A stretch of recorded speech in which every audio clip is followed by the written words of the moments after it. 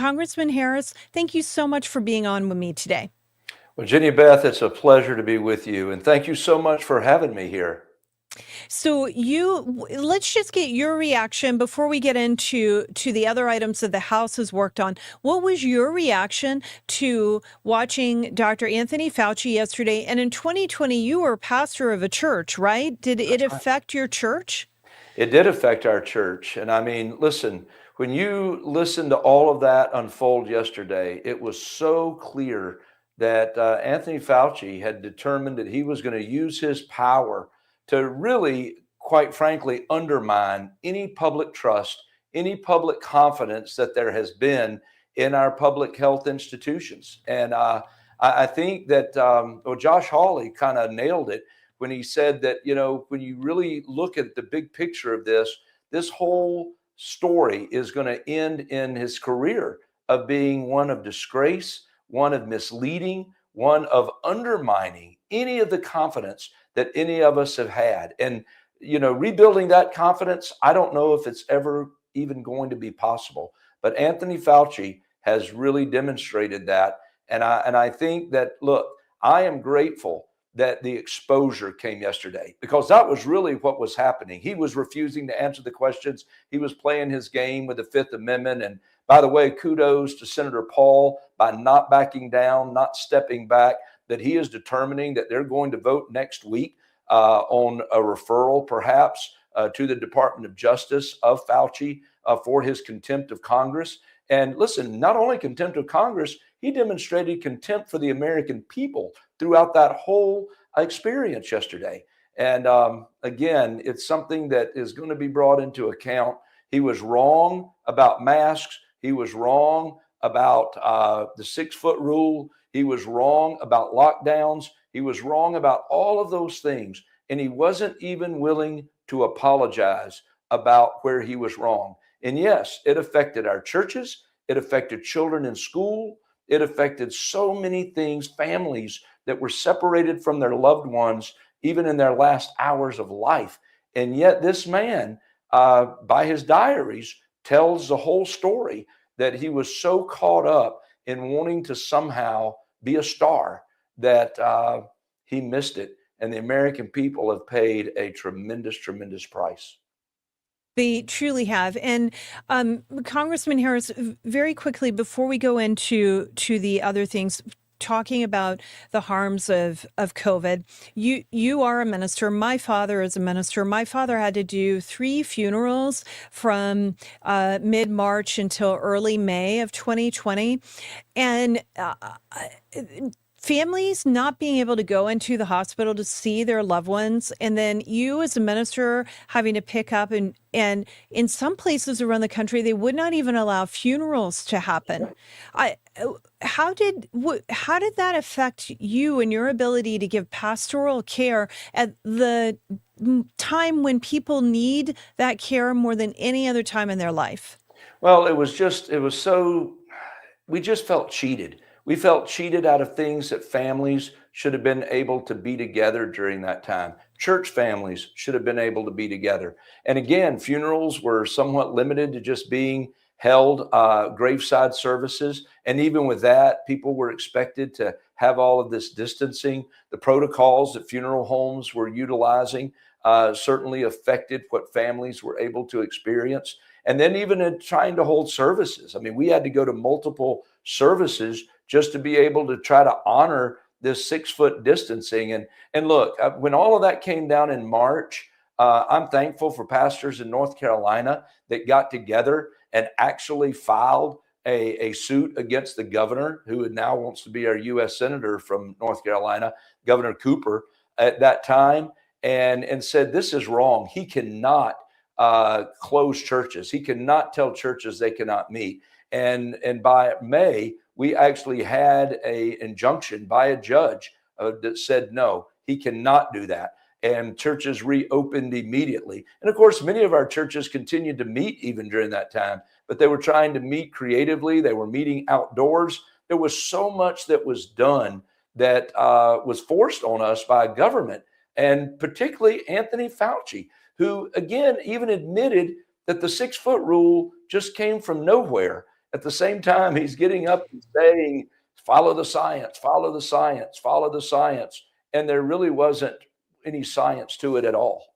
No science to it at all. It costs people financially, businesses trying to accommodate that stupid rule that became an absolute mandate from local governments. It just was horrible. So I'm glad. I'm so thankful for Senator Rand Paul, and I'll be interested to watch the contempt hearing or vote next week, and then Yes. we'll go from there. All right, let's shift gears to talk about what the House, because you are in the House of Representatives, actually Correct. got done before you left town for August.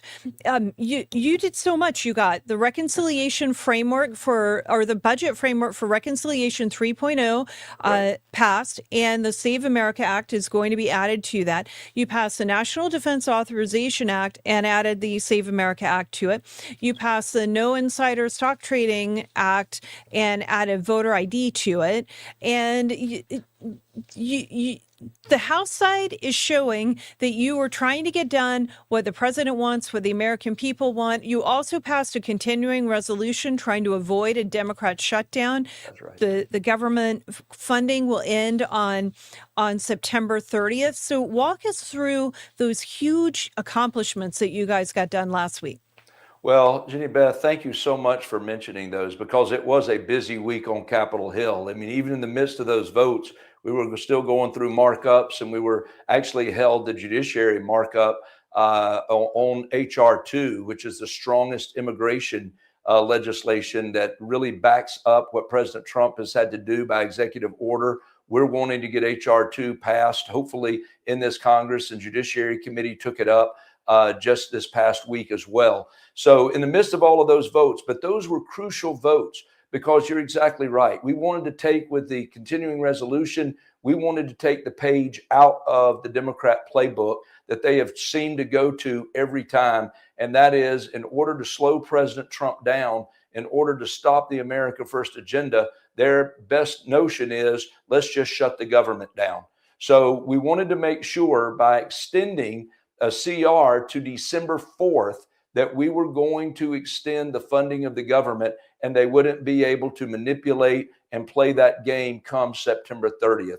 That is so important. Now we passed it. It's now going to be in the hands of the Senate. And we just pray to the good Lord that they'll find either 7 Democrats that will come to their senses and realize that keeping the government open is important, but it is clearly on the Democrats in the U.S. Senate as to what's going to happen with that CR. So I think that's an important part.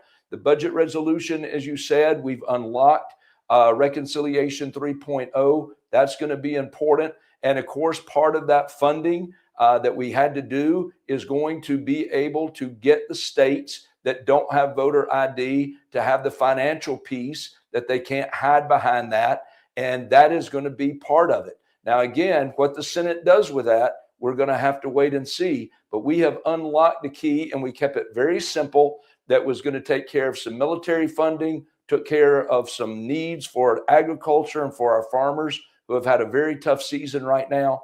And then it's going to make sure that we get that funding in there for the Save America Act that would make a difference in the long run. So that was absolutely crucial. And then the NDAA, we wanted to make sure that the military is supported. That's an important piece of legislation. In fact, it gives our military men and women who are on the front lines of defending our freedom even a well-needed 5 to 7% raise that their families can count on and know that it's there. It's important for the Senate to act. And again, as you mentioned, we added the Save America Act to that as well to make sure that we're able to get action over in the Senate, hopefully on that. So there were a lot of key things. And of course, the banning stock trading was important as well. And I feel like that is something that we're trying to respond to the American people.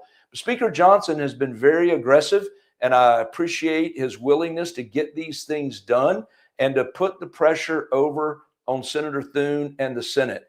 And the Save America Act, that is the no-brainer. I mean, it's hard for us to even fathom why the Senate would be sitting on that and why they would be doing anything to stop that in the process. And listen, we've got to have Republicans united And so there's various tools that have been used, and all of those things we passed to help get the Save America Act over the finish line. And the speaker's been committed to it. We're moving together. All parties have come together. And look, with such a thin margin of just a few votes, we've been able to do it in the House and get it done. And I hope the American people understand that. And I hope the American people are going to reward that when they go to the polls this November. But we've got to put the pressure between now and then on the Senate to get them to move and get them to act. That is absolutely right. And the House is queuing it up so that or teeing it up, I guess, so that the Senate can take action. And you're giving the Senate a lot of opportunities to do so. So we will keep working on that from the activist side. Now, Congressman, you've stated that you're going to continue to fight for a warrant requirement and lasting reforms to protect the Fourth Amendment. So explain what is going on with FISA and why we have to guard and protect the Fourth Amendment related to FISA. Well, obviously, we've been having a conversation throughout this period of time because FISA was set to expire. And as a matter of fact, it has expired. Now, I want to be clear, FISA has not gone dark because there were still things that were put in place that had an extension, if you would, that allows them to continue doing their work. And I don't think anybody disagrees with FISA 702 in its, I guess, in its essence, if you will, that we want to make sure that we keep Americans secure by having the freedom to surveil foreigners and the work that they're doing, the communication they're having. The problem is that there's not enough safety things in place, including a warrant that I've been pushing for, in order to make sure that Americans don't get caught up when we are surveilling maybe a foreign target.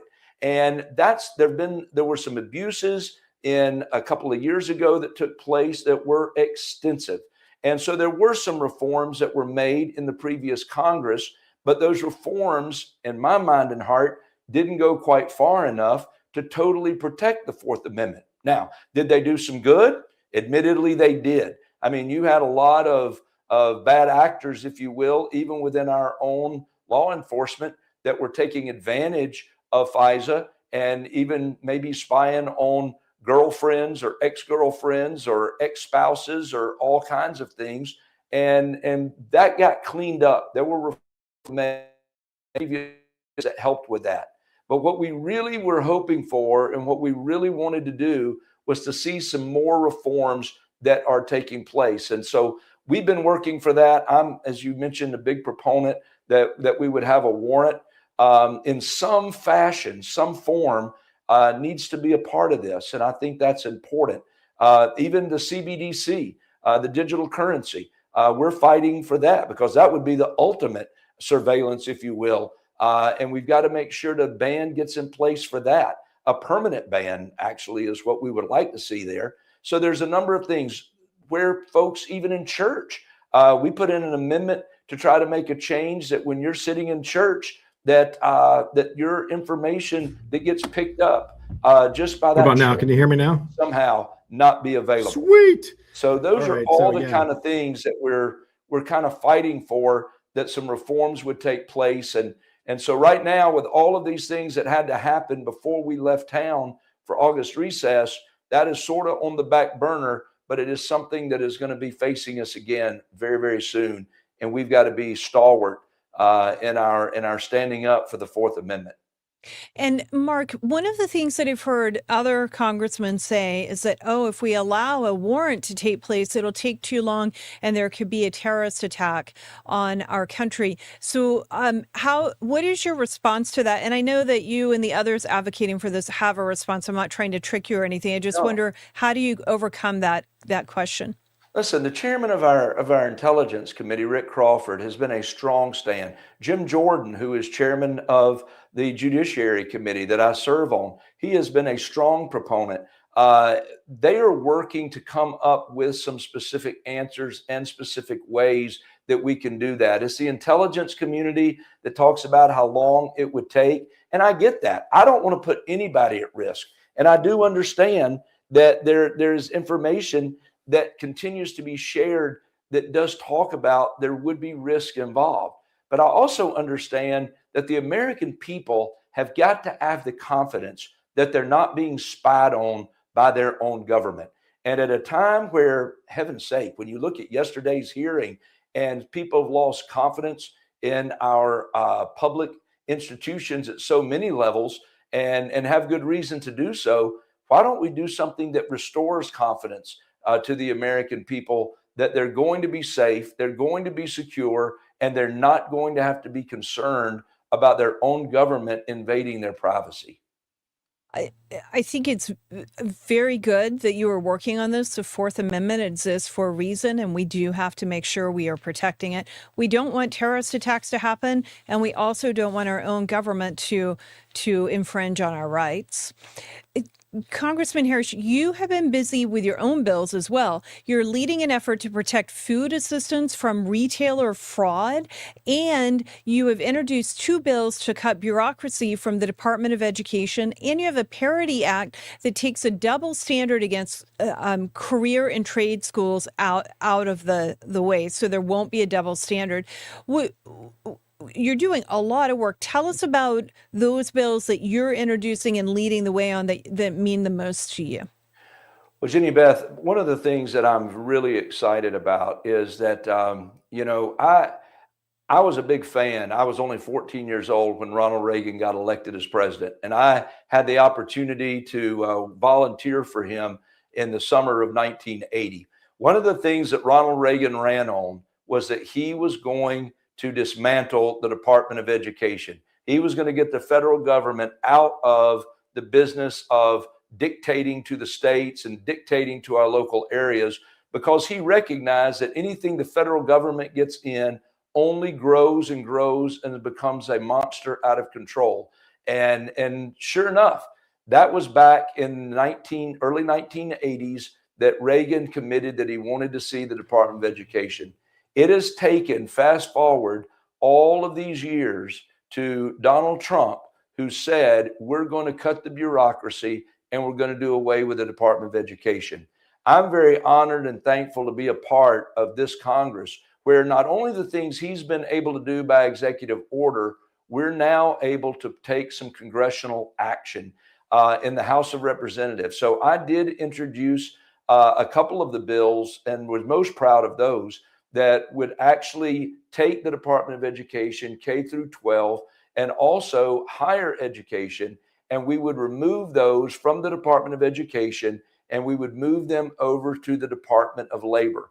Again, we're simply making some interagency moves at this particular point to cut the bureaucracy. We want to keep the services. We want to keep the things that are good and that are working. But we know that there's so much bureaucracy and so many positions and so many people that are working within the Department of Education that can be done away with. Because the big picture is, and this is what most people recognize, is we want to return education to the states and to the local, because that's when parents are going to be able to have their voices heard. And we all know, we all live by the philosophy that the closer governance gets to home, the more effective that government is going to be. And so when it comes to education, I'm a firm believer that we've got to put it in the hands of our parents once again and our local communities. And so that's what I'm most excited about. A lot of the work and the details of these bills really is part of a bigger picture, and that is where the Department of Education and Secretary McMahon has done a lot of what they could do, making these interagency agreements. It's now taking some acts of Congress to actually get this into law. And this is the first step. And that's what we've been working on. And I'm very excited about it, quite frankly. It's very exciting. And think about that. You volunteered on President Reagan's first campaign, and he was trying to dismantle the Department of Education that had been in place for less than 4 years at the time. And now 4 decades later, we're still trying to dismantle it. So it's amazing work, and I'm very glad you're working on it. Well, thank you. And it wouldn't be possible if it weren't for folks like you and your listeners that continue to speak up and speak out. And listen, it's a testimony that you don't give up in this arena. You just keep fighting and you keep fighting. And sooner or later, you're going to get there. That's exactly right. And that is precisely right. We can never ever give up. Even when things don't go our way, we keep standing for liberty and keep working towards our goal. Okay, I have one quick question for you, one sentence before we go. Do Okay. you think the Save America Act will become law by November? I pray so. I believe that there are members in the Senate that are working that have demonstrated a sense of confidence that they're going to be able to get it over the finish line. I think we've used every angle that I know of in the House to get it attached to or get it as part of legislation we've moved out. Um, I think it's going to be up to the American people at the end of the day. I count the votes, and honestly, I see those that are lame ducks, if you will, already that aren't coming back to the Senate. And if they choose to stand in the way of what the American people want, then I guess that's their prerogative and they could do it. But I am hopeful that there's going to be some of them that are going to come around and we're going to see this happen. I am hopeful as well. And I think praying is always a good thing to do. And I pray that those who, there's still just a few Republicans and all of the Democrats Right. who are not quite sure on this legislation. And I pray that they can listen and open their hearts and minds and understand we're not trying to harm anyone. We're just trying to protect Americans and their vote. And it's so simple, Jenny Beth. I mean, so simple. You look at the House version that we passed, just simply prove citizenship to register to vote and then show a photo ID. That's There right. is nothing oppressive about that in any way, shape, or form. It's that simple. That's right. And the supermajority of Americans agree with you on that. Americans across the board, whether they're Republican or Democrat or independent, agree that we should be showing proof of citizenship to register to vote and to have a voter ID. That's right. Congressman Mark Harris, thank you so much for joining me today, and feel free to come back anytime. Thank you so much for having me, Jenny Beth. Appreciate you. Thank you.